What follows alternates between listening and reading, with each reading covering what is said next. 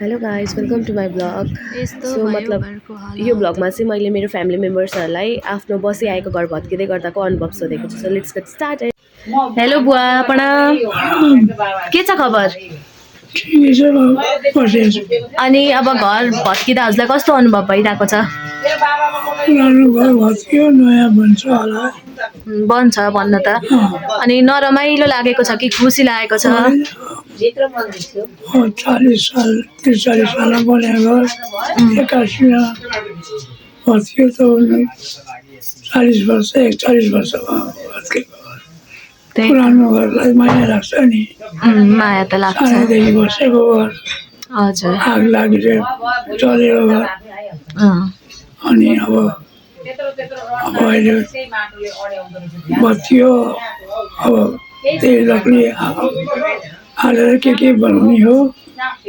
त्यही घरको यादमा अब यो घरको सम्झनामा झ्याल ढोका हुन्छ नि त, सफाको लकडी छ, ए त्यसले बनाउनुपर्छ अब हामीले। अनि हलाई नराम्रो दुःख पनि लागेको रहेछ भनेपछि होइन दुःख छैन, अब राम्रो हुन्छ।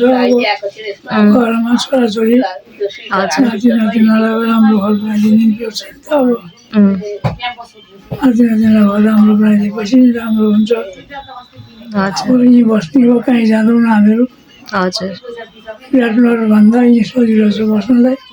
यहाँ अब पहिले बसेको छर छिमेक सजिलो 5 साढे 5 छ किन भन्नु, आफ्नो घरमा बस्नु। त्यही त अब घर बनाउने यतिमा बनिहाल्छ। बनिसक्यो नि बाटो त, मेन बाटो चाहिँ बाँकी छ होइन? हजुर अब एक वर्ष भित्रमा फ्ल्याटमा यहाँ एउटै हुन्छ। ल बुवा बाई। है।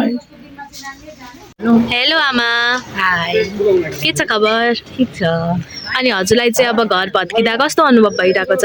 एक किसिम रमाइलो, एक किसिम आफूले बनाएको घर भत्किँदैछ भन्ने छ। अनि अब खुसी पनि त लागेको होला नि होइन, नयाँ घर बन्छ भनेर? लागेको छ। खुसी धेरै छ कि नराम्रो धेरै लागेको छ? होइन ठिकै छ, खुसी पनि छ। नराम्रो के हुनु, भत्किन आँटेको थियो भत्कियो घर। अनि रुन आयो कि आएन घर भत्किँदा? मन दुःख मात्रै, आँसु त आएन। मन चाहिँ कटक्कै खायो? अब आफूले बनाएको घर दुःख गरेर कटक्क त खायो नि। कटक्क खाएर गयो त अब नाति नतिना बस्ने ठाउँ पनि भएन। राम्रो बनाउन मन लाग्यो, छोराले बनायो अनि बनाउनु। यसले इन्टरभ्यू लिँदै थियो, अब के गर्छ। अनि ल अनि सहेको सयको मापनमा हजुरलाई कति खुसी कति नरमाइलो लागेको छ? के भयो 100मा कति पर्सेन्ट खुसी कति पर्सेन्ट नरमाइलो तपाईँ लाग्यो? कति भन्नु? ए तपाईँलाई कति भन्नुहोस् अनमोल सर? राम्रो लाग्यो। कति सालमा बनाइसकेको थियो यो घर चाहिँ? 43 साल 43 सालमा बनाइसकेको थियो। ए दह्रो घर बनाइसकेको रहेछ, यहाँ तोडफोड गर्दा पनि फुटेको छैन। ए हाम्रो घर चाहिँ यस्तो एउटा कोठा स्वाहा भइसक्यो। ल बाई मितै घर आयो, बढेको यो हो पछाडि पछि बढाएको थियो। ल बाई आमा। 43 सालमा बनेको चाहिँ घर त्यही हो, पछिबाट बनेको भत्किँदैछ।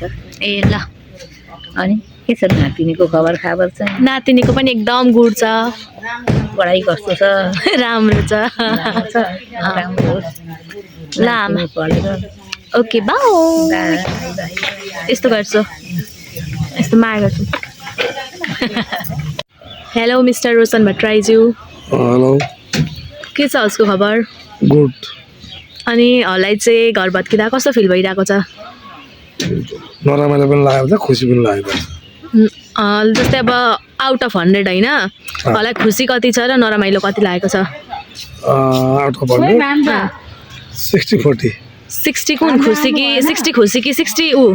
60 दुःख छ, 40 खुसी छ। ए ठिक छ, के हुँदैन, अब झन् राम्रो गर्न आयो होइन? आशा राख्नु। ल बाई। हेलो शर्मिला भट्टराईज्यू, हाई। ल अब हजुरलाई चाहिँ हजुरको घर भत्किँदा कस्तो अनुभव भइरह? नरमाइलो लागिरहेछ, तर पनि अब नयाँ घर बन्दैछ, त्यसको लागि खुसी नै लागेको छ। ए अनि अब हलाई यो घरको धेरै माया लाग्छ कि बन्ने घरको धेरै माया लाग्छ? यसको त झन् धेरै लाग्छ। अब यहीँ सबै बिहे भएर आएको, छोराछोरी हुर्केको, अब बन्नेको त बनिसकेपछि लाग्छ होला। ए अहिले त यसकै लाग्छ। ए अनि के छ अरू नयाँ नौलो? अरू सबै ठिकै छ, यी बन्दैछ भत्किँदैछ, अब भत्किएपछि बन्छ। ल बाई। बाई। सो अब चाहिँ हाम्रो भाइ आउँदैछ। हेलो अनमोल भट्टराई सर। Hello hello. अनि हजुरलाई चाहिँ कस्तो लागिरहेको छ घर भत्किँदा? नराम्रो पनि लाग्दैछ, राम्रो पनि लाग्दैछ, नयाँ घर भन्दैछ भनेर दुइटै लाग्दैछ। खुसी धेरै हुनुहुन्छ कि नरमाइलो धेरै लागेको छ? खुसी धेरै, नयाँ घर भनेपछि खुसी भइहाल्छ नि। ए अनि माया चाहिँ छैन जन्मेको घरको? छ नि त माया, त्यही पनि नयाँ घर भनेपछि अलिकति हुन्छ नि त यसो। ए ल बाई। ल ए अनि एउटा कुरा थप्न चाहे, हाम्रो घरको डिजाइनर चाहिँ ER अनमोल भट्टराई हो। उहाँले एकदम राम्रो ड्रइङ बनाउनुहुन्छ, प्लिज कन्ट्याक्ट हिम।